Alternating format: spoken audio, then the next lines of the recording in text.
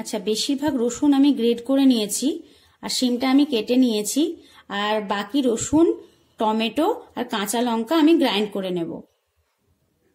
আজকে রান্নার জন্য আমার লাগবে কালো জিরে, কাশ্মীরি লঙ্কার গুঁড়ো, হলুদ, জিরে গুঁড়ো, লবণ আর চিনি।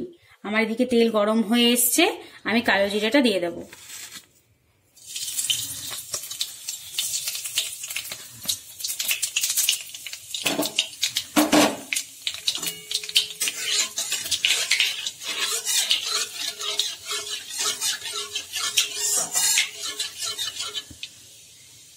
এবার আমি গ্রেট করা রসুনটা দিয়ে দেব।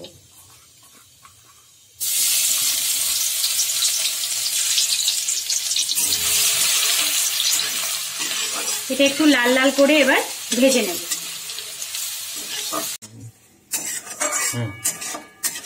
রসুনটা লাল লাল হয়ে ভাজা হয়ে গেছে, এবার আমি গ্রাইন্ড করা মশলাটা দিয়ে দেব।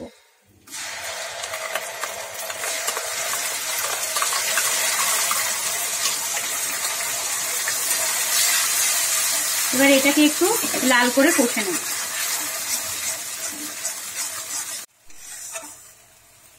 মশলাটা মোটামুটি ভাজা হয়ে গেছে, এবার আমি কেটে রাখা শিমগুলো দিয়ে দেবো।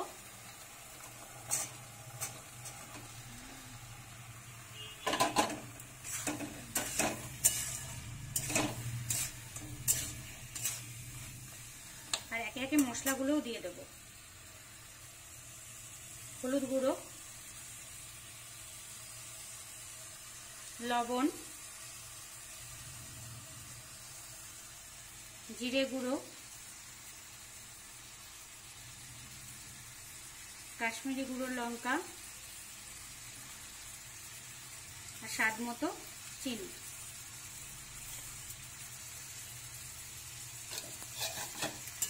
এবার ভালো করে এটাকে কষতে হবে।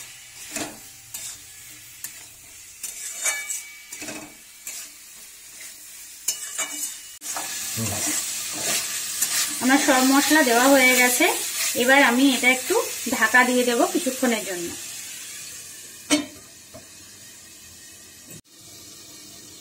ঢাকনাটা খুলে একবার দেখে নিই কতটা হয়েছে।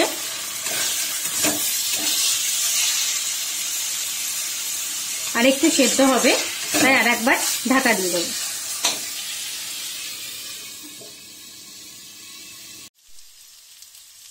মশলাটা ভালোভাবে কষা হয়ে গেছে, এবার একটু জল দিয়ে দেব।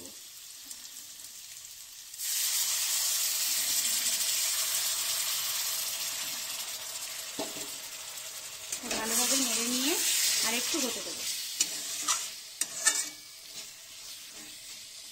আবার ঢাকা দিয়ে দেব।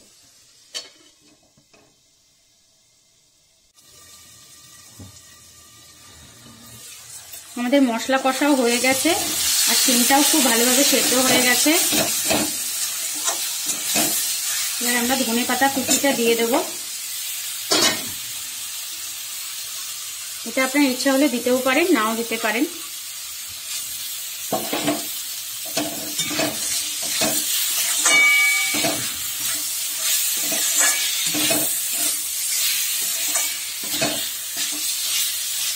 গ্যাসটা আমরা বন্ধ করে দেব।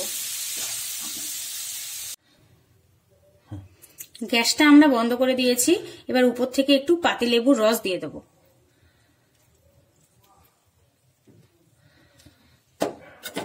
আবার নাড়িয়ে নেব।